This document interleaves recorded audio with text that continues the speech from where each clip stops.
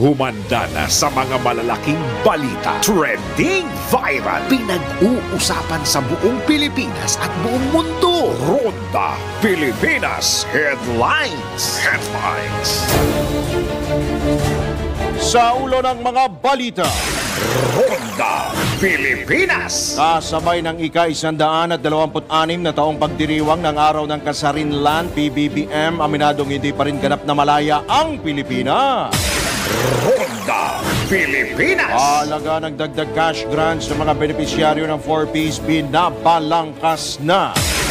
Ronda Pilipinas. Tubig sa ilang lugar sa Negros Island nananatiling kontaminado ayon sa DOA. Ronda Pilipinas. Pinakamalaking solar pump irrigation sa bansa inaasang makatutulong sa produksyon ng palay ayon sa isang gobernador.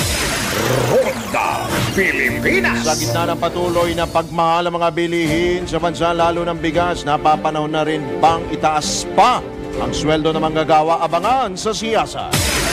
Ronda Pilipinas. Balita sa ibayong dagat, bata sa India tinamaan na rin ng bird flu ayon sa WHO. Ronda Pilipinas. Sa sports, coach George Sosa de Brito nais pang mag-recruit ng mga bigating player para sa Alas Pilipinas. Ronda Pilipinas. Sa showbiz, Ai de las Alas nagalit sa umunoy pagharang ng isang taga-Star Cinema sa sequel ng Ang Tanging Ina Movie. Ronda Pilipinas. Inaresto ng walang warrant of arrest? Nako, bawal ito. Ronda At Pilipinas. pag-inom ng lambanog, nakabubulag nga ba? Alamin po natin yan sa Let's Prove It. Ronda Pilipinas. Ang mga malalaking mga balita, ang mga matitinding mga pinag-uusapan, ang mga maiinit at pinagtatalunang mga issue. Lahat hagip, lahat malalaman. Hindi lang sa buong Metro at Mega Manila. Kasama na ang buong Pilipinas. Hahagupit na ang mga malalaking issue sa Ronda Pilipinas. Live na live sa DWIZ AM Metro at Mega Manila. Naka-live din sa DWIZ News FM Regional Stations. Naka-live din sa Radyo Ronda AM Radio sa Pilipinas. Live ding mapapanood sa Aliw 23 Free TV. At naka-live din sa lahat ng DWIZ Digital News accounts, Facebook, YouTube at DWIZ News website. Ronda Pilipinas. Wala nang mahuhuli sa balita. Wala nang maiiwanang issue na hindi mo alam. Ngayon, updated ka na sa Ronda Pilipinas. Kasama si Dennis Antenor Jr. Ronda Pilipinas.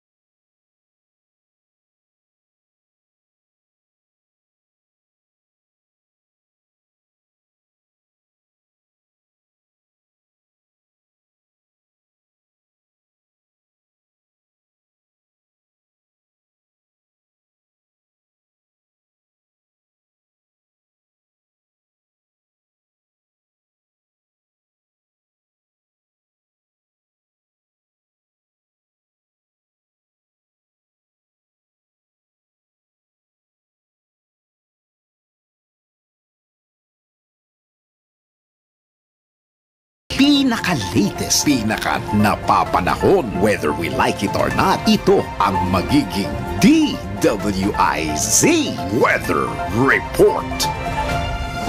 Magandang umaga at maligayang araw ng kalayaan Pilipinas. Narito ang aking weather report sa oras na ito. Huwag kayong mag-alala, hindi ko pasisirain ang araw ninyo ha. Nananatili pa rin po sa bansa ang monsoon break. Hindi po umiiral ngayon ang hanging habagat. Ngunit asahan sa mga susunod na araw ayon sa Pag-asa, mararanasan na natin ulit ang habagat dito sa bansa. Sa tala naman ng Pag-asa, bandang alas 4 ng umaga, kasalukuyang nararanasan ng easterlies o ang mainit na hanging nagmumula sa karagatang Pasipiko na magdadala ng maulap din na kalangitan na may kalat-kalat na mga pagulan at thunderstorms sa Bicol Region, Eastern Visayas, Caraga at Davao Region. Samantala, malaki naman ang tsansang makaranas na medyo maulap hanggang sa maulap na kalangitan na may kasamang isolated rain showers o thunderstorms sa Metro Manila at mga natitirang bahagi ng bansa dulot ng localized thunderstorms. Speaking of thunderstorms, naglabas ngayong alas 10 ng umaga ng Thunderstorm Watch ang Pag-asa kung saan mas malaki ang chance ang ma-develop ang thunderstorm sa buong Greater Metro Manila area. Kasama na dyan ang Bulacan, Rizal, Laguna at Cavite sa loob ng 12 oras. Samantala, sumikat ang araw kaninang alas 5:27 ng umaga at lulubog ito mamayang alas 6:25 ng gabi. Magandang opportunity po ngayon na kayo makapaglaba habang mayroong konting araw pa, pero pagka medyo Tuyo kaya yan? Matuyo kaya? Alam mo, Drew, yung mga may dryer dyan sa bahay, siyempre, walang problema dyan. Yung mga magsasampay, nako, aga-agaan sana nga ninyo. Kung ngayon habang may araw pa, isampay nyo na yan kung nalaban nyo na, okay? So yun, maligayang araw uli ng kalayaan at yan ang aking weather report, whether you like it or not. Ako po si Daryl Justin, nagbabalita ng tama, naglilingkod ng tama. Pinakahuli, pinaka-latest, pinaka-napapanahon. Whether we like it or not, DWIZ Weather Report. Ronda Pilipinas. Alright, maraming salamat sa tama at malayang pagbabalita mula kay Daryl Justin. At speaking of Araw ng Kalayaan, sa detalye nga po ng mga balita, hindi pa rin ganap na malaya ang bansa. Matapos ang 126 na taon, ito ang inamin mismo ni Pangulong Ferdinand Marcos Jr. kasabay ng pagdiriwang ng ika-126 na araw ng kasarinlan. Ayon kay Pangulong Marcos, may iugnay ang kalayaan sa iba't ibang aspeto ng mga Pilipino tulad ng pagbabantay sa teritoryo at soberanya ng bansa. Din ito binigyang din pa ni PBBM na magpapatuloy ang kanyang pakikipagpulong sa iba't ibang mga bansa para sa kailangang tulong sa gitna ng pagsusulong ng kapakanan at karapatan ng mga Pilipino. Nimok naman ng Pangulo, ang publiko nagisingin buhayin ng diwa ng pagka-Pilipino at buhayin ng nasyonalismo at pagkamakabayan at iwagayway ang bandilang Pilipino. Ronda Pilipinas. Sa oras na 12 sandali makalipas ang ika-10 ng umaga, tanggap po tayo na pag-ulat buhat sa labas ng himpilan. Pakikibaka ng bawat Pilipino kinilala ni Pangulong Marcos ngayong Independence Day celebration. Pag-uulat mula kay Patrol 13, Gilbert Perdes. Ang tunay na diwa ng kalayaan ay makikita raw sa bawat Pilipinong matapat na nakikibaka araw-araw. Ito naging mensahe ni Pangulong Ferdinand Marcos Jr. para sa pagdiriwang ng Araw ng Kalayaan. Humugot ng inspirasyon si PBBM mula sa pang-araw-araw na pakikibaka ng mga karaniwang Pilipino na humaharap sa mga hamon ng may kasipagan, tapang at lakas. Pinuri naman ni PBBM ang mga kangahangang katangian ng bawat Pilipinong nagmamahal daw sa kalayaan na ipinapakita ng mga magsasakamang isda, guro at sundalo ng bansa na ang mga laban ay kapareho ng kanilang mga ninuno. Anya, bagamat iba ang panahon ngayon, ang pakikibakaan niya ay nananatiling pareho. Sinabi pa ng Pangulo na patuloy na nasasaksihan ang diwa ng kalayaan sa bawat Pilipinong matapat na nakipaglaban sa buhay pang araw-araw. Anya, nakikita ito sa katatagan ng ating mga magsasaka at mangingisda habang nagbibigay sila ng pagkain. Nariyan din anya ang dedikasyon ng ating mga guro habang hinuhubog nila ang isipan ng mga susunod na henerasyon. Patrol 13, Gilbert Perdes para sa Himpilang May Todong Lakas. DWIZ nagbabalita ng tama, naglilingkod ng tama. Kapag may bagong balita, naka-on air, agad-agad, DWIZ Patrol Report. Abay, tatanggap po tayo ng ilang pa mga pag-uulat kaugnay po sa Araw ng Kalayaan sa iba pa kong mga palita. Binabalangkas na ng DSWD ang halaga ng dagdag cash grants para sa mga benepisyaryo ng Pantawid Pamilyang Pilipino Program of 4Ps. Ito'y matapos aprobahan ni Pangulong Bongbong Marcos ang rekomendasyon ng ahensya kung saan mapapabilang na rin ang mga buntis at mga nagpapasusong ina sa programa. Sa panayam ng DWIC, sinabi ni DSWD Assistant Secretary Irene Dumlao na tanging ang requirements lamang para sa mga buntis ay dapat regular na nagpapacheck up at aktibong dumadalo sa Family Development Meeting o buwanang meeting ng mga 4Ps. Una nang inihayag ng Malacanang na layunin ng adjustments, mapataas ang purchasing power ng mga 4Ps beneficiaries at pagkalooban ng mga ito ng insentibo upang mapahusay ang pagtalima sa mga kondisyon ng programa na tutugon sa problema sa malnutrisyon at stunting o pagkabansot. Tiyak na naaprubahan ng Pangulo ay yung inclusion ng grants for the first 1,000 days. Ibig sabihin po yung mga pregnant women and yung mga anak po nila, yung mga infants 0 to 2 years old ay magko-comply din sa mga specific conditions of the program at makakatanggap rin po ng conditional cash grant. Sa kasalukuyan, binabalangkas pa po kung magkano yung cash grant na ibibigay. Yan po ang tinig ni DSWD Assistant Secretary Irene Dumlao sa panayam ng DWIC. Ronda Pilipinas. Samantala, binigyan din ng Department of Health na tubig ang isa sa mga nangunguna at nananatiling problema ng mga residenteng apektado ng pag-alboroto ng Bulkang Kanlaon sa Negros Island po yan. Sa panayam ng DWIC, sinabi ni DOH Secretary Ted Herbosa, nahirap pa rin sa supply ng malinis na tubig ang mga residente kahit pa namimigay na sila ng mga aqua taps. Din ito, inihayag din ng kalihim na kailangan na ng karelyebo ng mga health workers na naka-duty sa lugar dahil pagod na rin ang mga ito. Siyempre, yung mga health workers natin doon, medyo kailangan na ng relyebo, no? Kasi alam niyo naman, last week pa yan, naka-evacuate, so medyo pagod na. So, susuportahan ng aming regional office para magpadala ng iba pang mga health workers para tumulong doon sa pitong evacuation center. Meron din kaming konting problema sa sources ng tubig kasi nga parang contaminated yung tubig. Ilinaw naman ni Secretary Herbosa na wala pang naitatalang kaso ng respiratory illnesses sa mga apektadong lugar. Wala pa namang report sa Senator na respiratory illness sa 7 evacuation center. 7 yak minomonitor namin pero nga nakakala. Maraming pamilya doon. Ano? Yan po ang tinig ni Secretary Ted Herbosa ng DOH sa panayam ng DWIC. Ronda Pilipinas. Ang tayo ng ilang pa mga pag-ulat kaugnay pa rin sa Araw ng Kalayaan.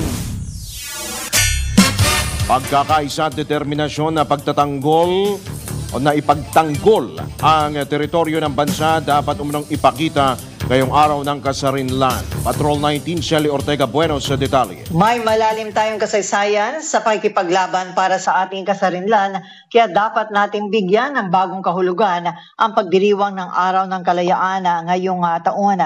Itong sinabi ni Senate President Pro Tempore Jinggoy Estrada. Ang kay Estrada, dapat natin ipakita sa buong mundo ang ating pagkakaisa at determinasyon sa pagtatanggol ng ating karapatan, mga likas na yaman at teritoryong ating nasasakupan. Ang pagmamalasakit niya sa isa't isa ay ang pinakamalakas nating sandata laban sa mga dayuhang pwersa na nagnanais baguhin ang ating teritoryo at pahinain ang ating soberenya. Ang tunay anyan na diwa ng kalayaan ay ang pagiging handa na ipaglaban ito sa tuwing hinahamon tayo. Sinabi naman ni Senate President Chis Escudero na nagpapaalala sa ating lahat ng kahalagahan na ating nakaraan at ang papel nito sa paghubog na ating kinabukasan ang tema ngayong taon ng paggunita ng kalayaan. Kalayaan, kinabukasan, kasaysayan ang tema na ika-126 na anibersaryo ng kasarinlan ng Pilipinas. Ayon kay Senate President Escudero, ang kalayaan na ating tinatamasa ngayon ay bunga ng mga sakripisyo at katapangan ng ating mga bayani. At naway magsilbihan niya itong inspirasyon sa atin para patuloy na magsumikap para sa isang mas magandang bukas. Ito sa Patrol 19, Shelly Ortega Bueno, para sa impilang metodong lakas sa DWIZ. Nagbabalita ng tama, naglilingkod ng tama. Ronda Pilipinas. Samantala, MIA nakiisa rin sa pagdiriwang ng Araw ng Kalayaan. Patrol 17 Jopel Peleño sa detalye. Nagpayag ng pakikiisa ang Manila International Airport o MIA sa selebrasyon ngayong araw ng ika-126th anniversary ng Araw ng Kalayaan. Ayon sa MIA, nakikiisa sila sa buong bansa sa pagdiriwang ng makasaysayang okasyon. Payag pa ng ahensya na patunay ang araw na ito na nananatiling buhay ang diwang makabayan ng bawat bagong Pilipino ngayong June 12, 2024 sa bayang ipinagdiriwang ang proklamasyon ng Independence Day sa buong bansa, partikular na sa Kawit, Cavite. Ito si Patrol 17 Jopel Peleño para sa impilang may todong lakas, DWIZ, nagbabalita ng tama, naglilingkod ng tama. Ronda Sa Pilipinas. ipapabalita, na-recover na Chinese military uniform sa isang Pogo Hub sa Pampanga. Hindi umano dapat baliwalain. At babalik si Patrol 19, Zelly Ortega Bueno. Hindi dapat baliwalain ng ating mga otoridad ang nakitang Chinese military uniform sa niraid na Pogo Hub sa Porac, Pampanga. Ayon kay Senate President Pro Tempore Jinggoy Estrada, peke man o hindi ang mga uniforming ito, makabubuting alamin kung saan ito ginagamit. Ang mga otoridad anya na nag-iimbestiga sa nabanggit na Pogo Hub ay dapat na masusing imbestigahan kung gaano kalawak ang operasyon ng hinihinalang criminal syndicate na sangkot sa Lucky South Outsourcing Incorporated.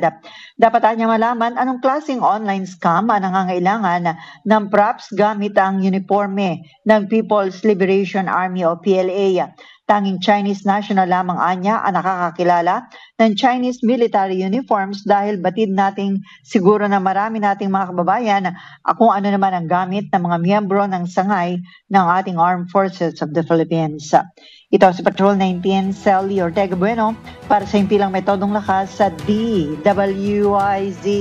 Nagbabalita ng tama, naglilingkod ng tama.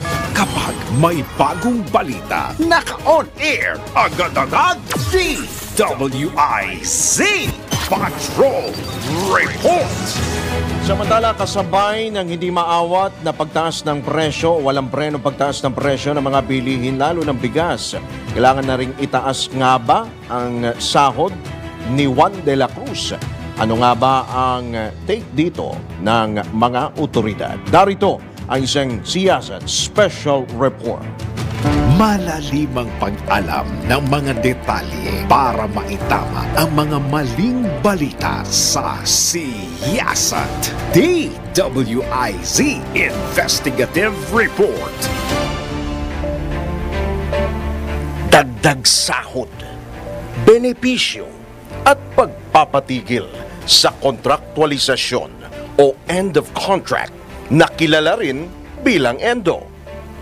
Ilan lamang ito sa mga hindi pa rin matapos-tapos na panawagan ng mga manggagawa, lalo ang mga minimum wage earner sa pribadong sektor sa Pilipinas.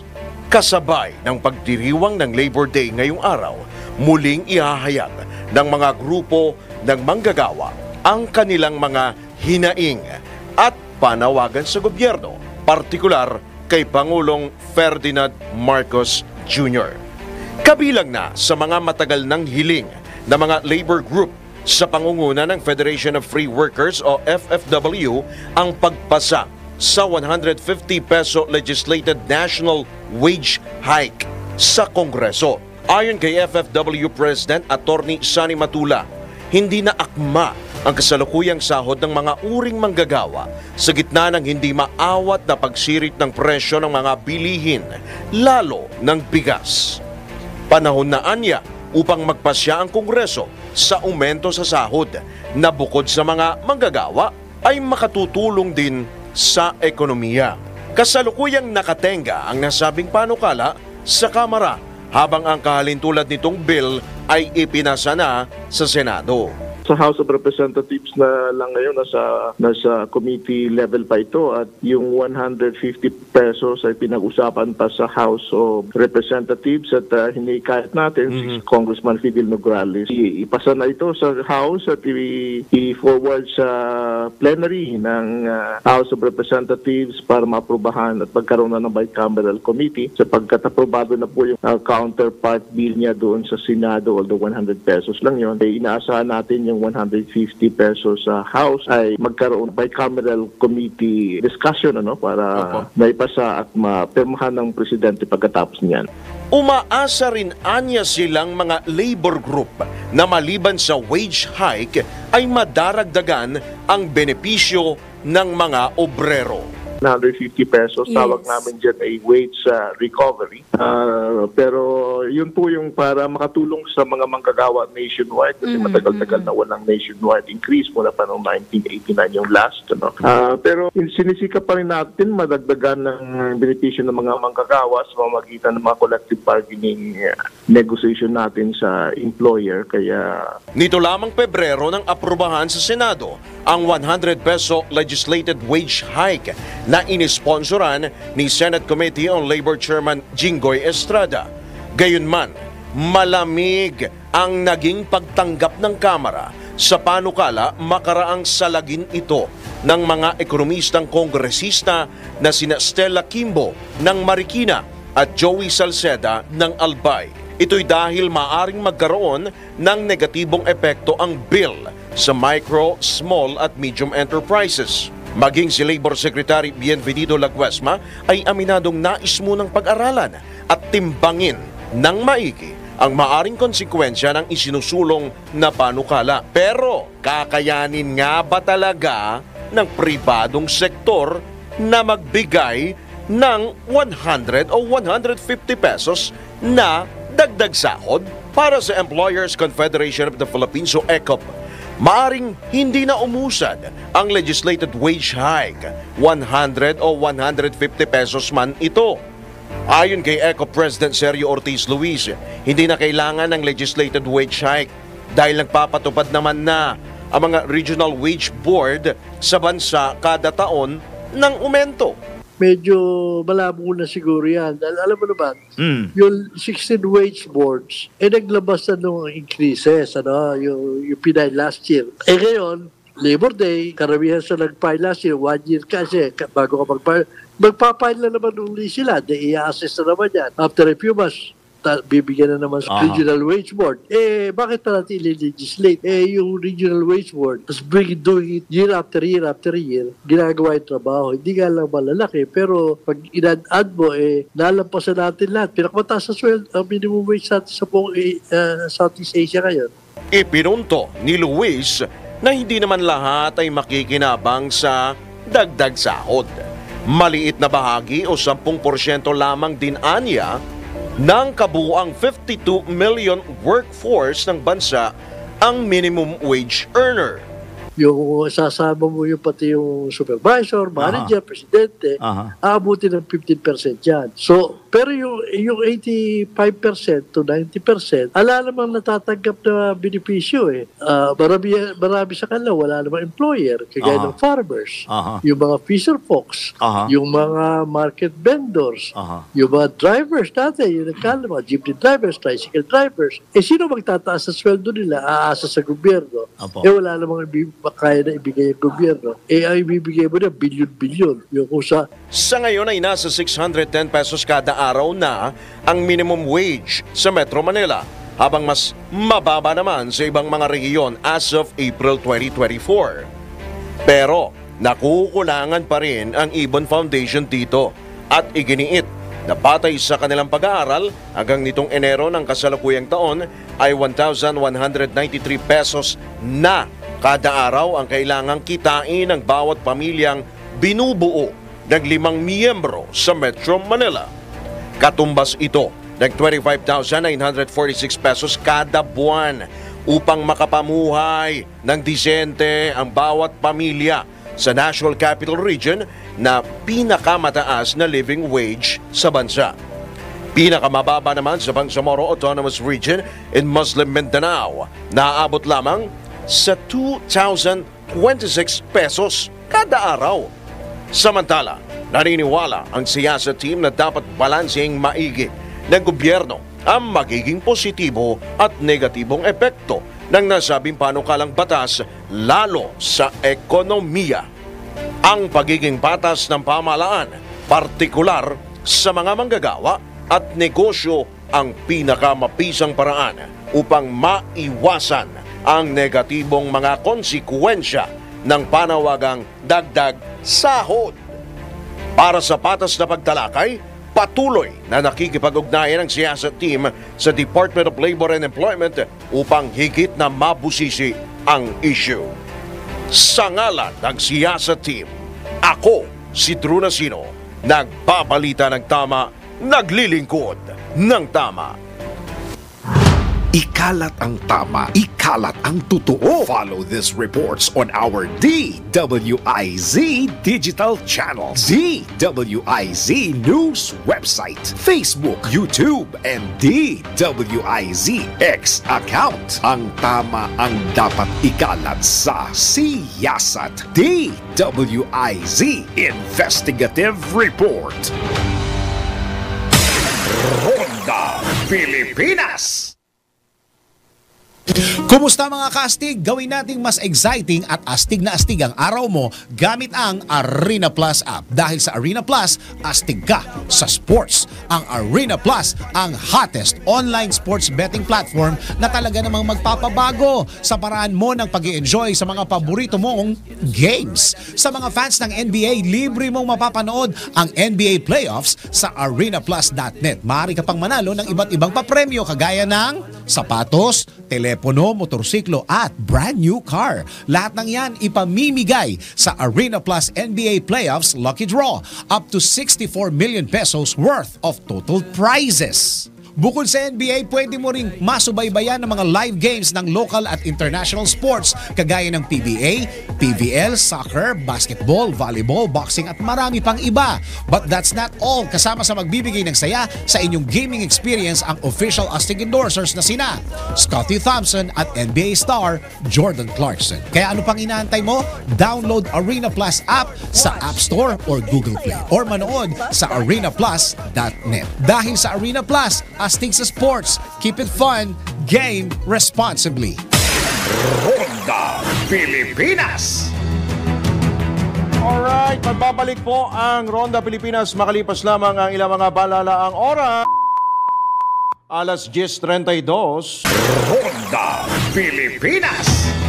Sa pagpapatuloy pa rin ng mga balita, sa iba pa hong tampok na balita, asahan na ang magandang produksyon ng palay. Makaraang buksan, pasinayaan ang pinakamalaking solar pump irrigation sa bansa.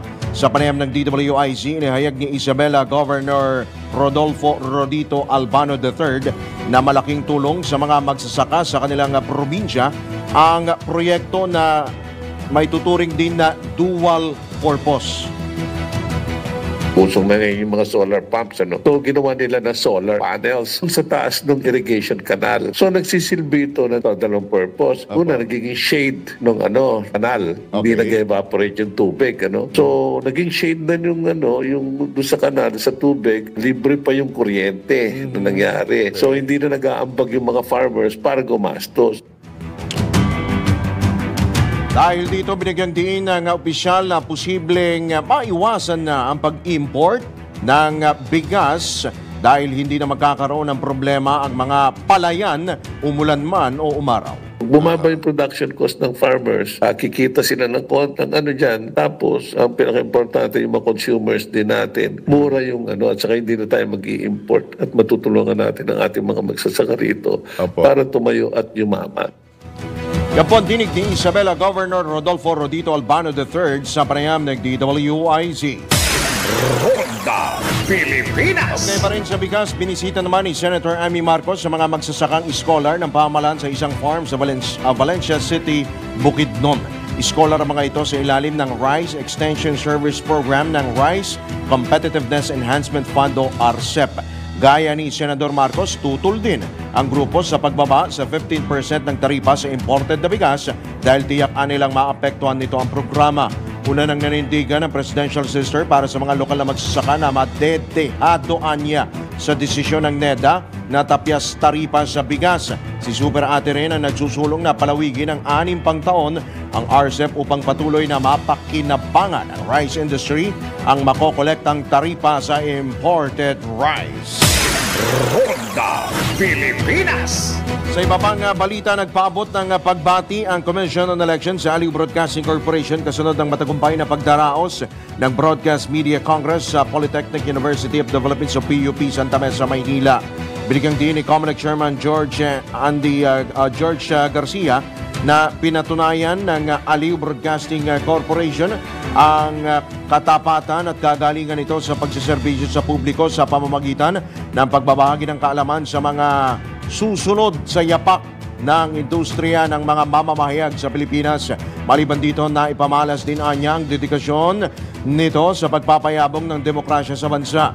Labis naman ang pasasalamat ng full body sa Aliw Broadcasting Corporation na maging bahagi ng Broadcast Media Congress dahil sa pamamagitan nito ay nabigyan ng sapat na impormasyon kaugnay sa halala ng mga PUP communication students sa pamamagitan ng Voters Education Campaign.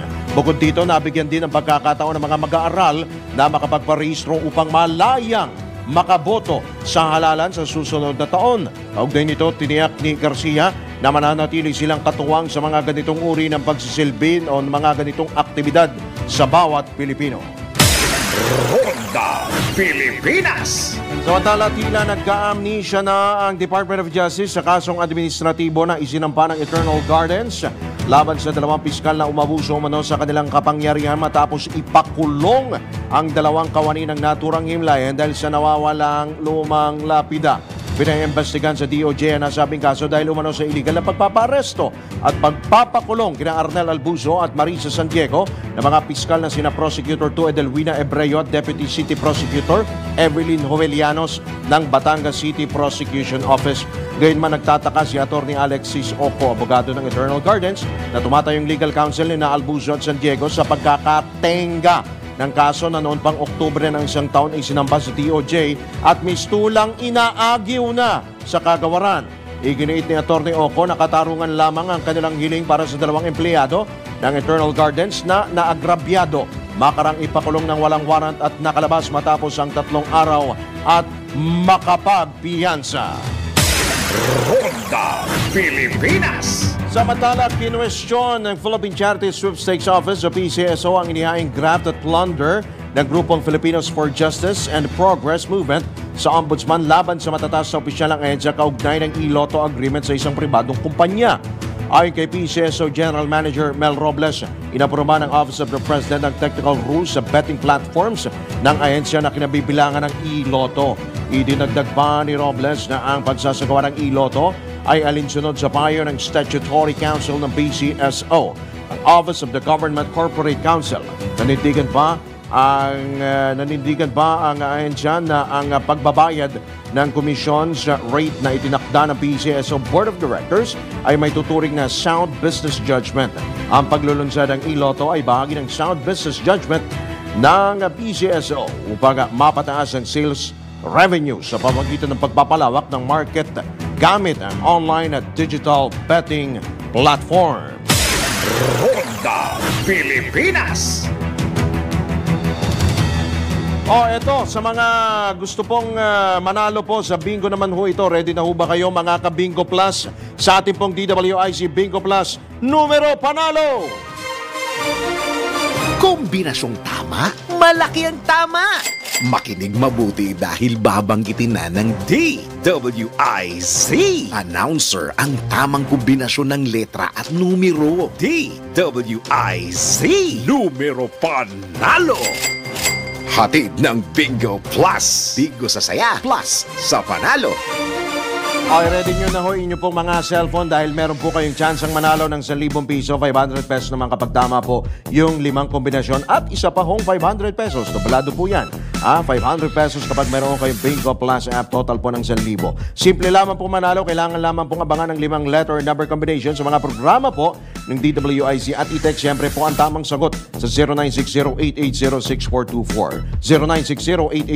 0960-880-6424 kasama ng inyo pong pangalan, edad, address at yung 5 combination of the day. At para po sa ating ikalawang kombinasyon ngayong araw, sa letra po ng I, sa letra ng I, parang IZ, 27, I-27. Abangan mamaya sa Balitang Bayan ang ikatlong kombinasyon, Pag-Bingo sa Saya, plus sa panalo. Kung nakalima ka na, pwede mo nang isend sa text number na binigay ng DWIZ announcer o kaya i-PM na sa DWIZ Facebook. Kung hindi pa, wait pa ng ibang kombinasyon hanggang makumpleto ang 5 numero panalo.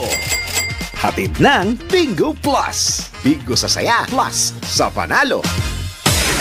Ronda Pilipinas!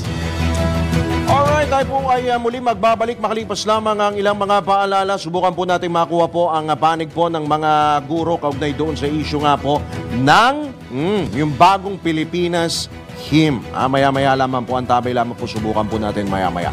Oras po! Ganap na alas 10:46.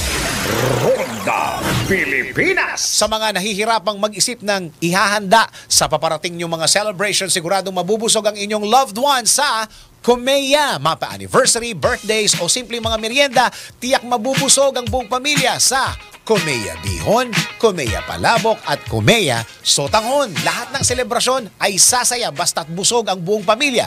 Ibig kong sabihin,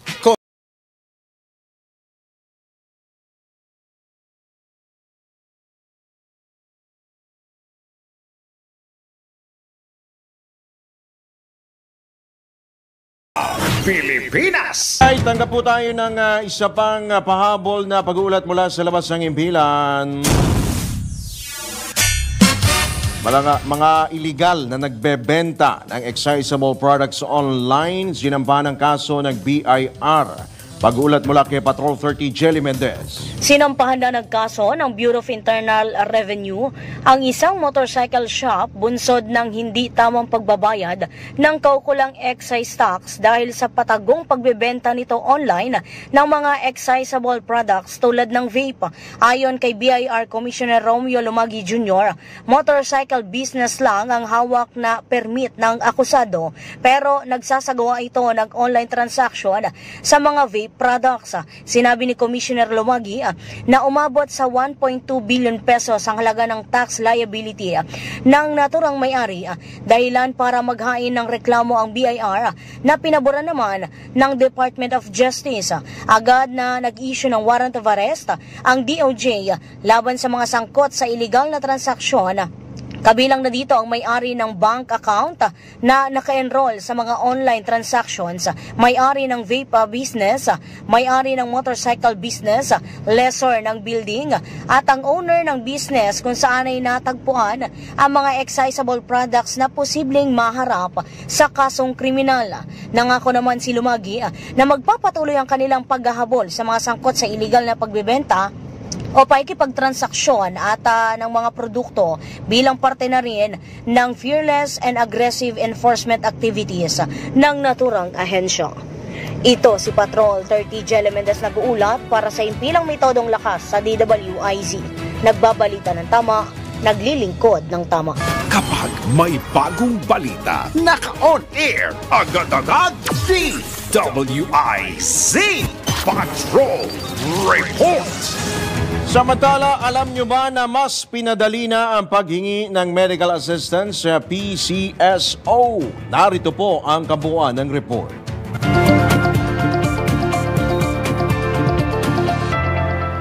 Hindi na kailangang pumila ng mahaba sa opisina ng Philippine Charity Sweepstakes Office o PCSO para makahingi ng medical assistance. Mas pinadali ng ahensya ang proseso nito sa pamamagitan ng pag-submit ng requirements sa kanilang email na ncrmap at pcso.gov.ph. Ayon pa kay Ethel Lovino, Social Welfare Officer 3 ng PCSO, asahang sa loob ng 24 oras lalabas ang assistance request. Pakinggan natin ang kanyang pahayag. For confinement po ma'am, they need to submit the original or certified true copy of the clinical abstract or discharge summary if discharged na po ang patient, duly signed by the attending physician with license number po. And official copy or final statement of account duly signed by the billing officer and photocopy po of valid ID of the patient. Po within 24 hours po ang approval po. So pag after po nila makapag-submit, approve na po, may notification po na marireceive po ang relative or kung sino po yung nag-email, andun po yung approval. So they have to print po yung guarantee letter and the MAP application for MAP assessment form na assess po ng mga social workers po. At mula sa PCSO, yan ang report na hindi umuurong sa pagtulong. Maine Barreto nagbabalita ng tama, naglilingkod ng tama.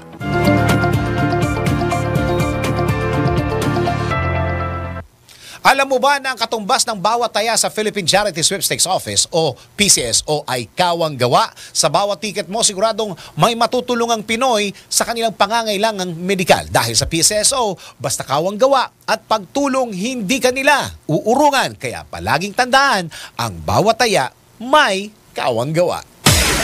Ronda Pilipinas!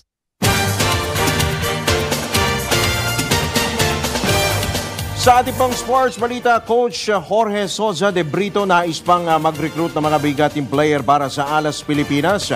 Sports News mula kay Daryl Justin. Sa mundo ng palakasan, ang latest malalaman sa DWIZ Sports News. Matapos ang matagumpay na karera at makapag-uwi ng bronze medal sa unang pagkakataon ang Alas Pilipinas Women's National Volleyball Team sa nagdaang 2024 AVC Challenge Cup, team improvements naman ang focus ngayon ng head coach na si Jorge Sousa de Brito. Sinabi ni De Brito na bukod sa Pioneer team na nabuo at sumalang sa nagdaang International League, mayroon pa siyang mga top prospects na gustong isali at sana'y tanggapin ang call-up sa national team. Ilan sa mga pangalang nais ni De Brito na mapabilang sa Alas ay ang mga PVL standouts na sina Mars Alba, Maddie Madayag at Ivy Lacsina. Nagpahayag din ang head coach ng Alas ng interes na isali sina Tin Ubaldo ng FEU at Gail Pascual ng College of St. Benilde. Nais din ni De Brito na isali si Jolina de la Cruz na kasalukuyang nagpapagaling sa kanyang ACL injury. Kasalukuyang pinaghahandaan ng Alas Pilipinas ang 2024 FIVB Volleyball Women's Challenger Cup na gaganapin dito sa ating bansa sa darating na Hulyo. Pati by Arena Plus. Sa Arena Plus, astig sa sports. Download Arena Plus app now in App Store or Google Play. You can watch it also on arenaplus.ph. Ronda Pilipinas. Ito na ang latest, bagong-bago, fresh na fresh. DWIZ Showbiz News. Ay de las Alas nagalit sa umano'y pagharang ng isang taga Star Cinema sa sequel ng Ang Tanging Ina movie. Daho kaya yan, Anton?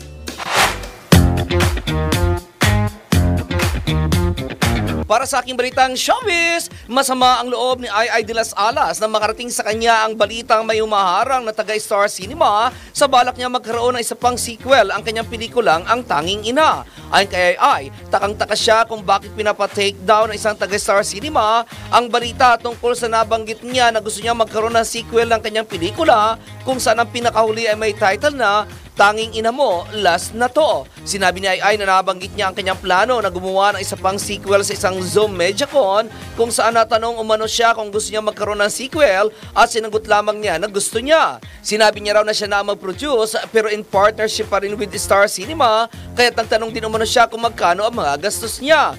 Nakausap na rin daw niya ang mga artistang kasama sa pelikula, lalo na ang mga gumanap na anak niya, at lahat umano ay payag sa sequel. Sa kanyang Facebook account ay nagpost si Ai na na-off siya sa nakarating na balita sa kanya na pinapa-take down ang kanyang sinabi. Nakakaloka umano kung bakit umabot pa sa puntong pinapa-take down ang kanyang sinabi, samantalang totoo naman daw at talagang gusto niya itong ituloy. Wala raw masama sa kanyang balak kaya't hindi raw niya maintindihan kung bakit may humaharang sa kanyang plano. At iyan aking balitang showbiz para sa impilang metodong lakas, DWIZ. Ako si Anton, nagbabalita ng tama, naglilingkod ng tama. Ronda Pilipinas. Alright, bago tayo tuloy magpaalam, isa po munang patama ko ang ating pong bibitawan. I-enjoy mo ang kabataan o buhay mo ngayon sa paraang hindi nasisira ang iyong kinabukasan. Yan po ang ating patama ko ngayong pong araw na ito. At nako, eto ha. Isa po munang bago tayo tuluyang dumako sa iba pang mga issue at bago tayo tuloy magpaalam, batiin ho muna natin ng isa pong maligayang kaarawan. Happy birthday sa ating pong Executive Vice President at General Manager ng Aliw Broadcasting Corporation, Attorney Macnil Rante. Ng kanilang kaarawan. Happy birthday ang bati ko, ang bati namin sa iyo. Yan. Happy birthday po sa amin pong EVP GM na si Attorney Macnil Rante. At sa lahat ito sa lahat ng nagdiriwang ng kani-kanila pong kaarawan ngayon pong araw ng kalayaan. Mapagpalang umaga po sa inyong lahat. Sa ngalan po ng buong tropa ng DWIZ at LU23, sa ngalan ni Dennis Antenor Jr., ito po yung lingkod, Drew Nasino, nagbabalita ng tama, naglilingkod ng tama. Susunod na, Yes, Yo, Topacio, kasama si Miss Juvie De Guzman. Hahandugan.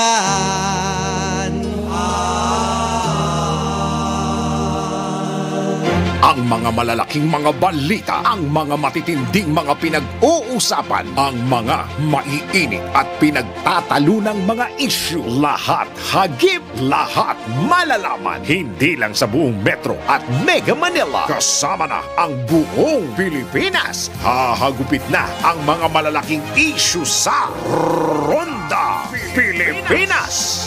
Live na live sa DWIZ AM Metro at Mega Manila. Naka-live din sa DWIZ News FM Regional Stations. Naka-live din sa Radyo Ronda AM Radio sa Pilipinas. Live ding mapapanood sa Aliw 23 Free TV. At naka-live din sa lahat ng DWIZ Digital News accounts, Facebook, YouTube at DWIZ News website. Ronda Pilipinas. Wala nang mahuhuli sa balita. Wala nang maiiwanang issue na hindi mo alam. Ngayon, updated ka na sa Ronda Pilipinas. Kasama si Dennis Antenor Jr. Ronda Pilipinas. Monday to Friday, 10 a.m.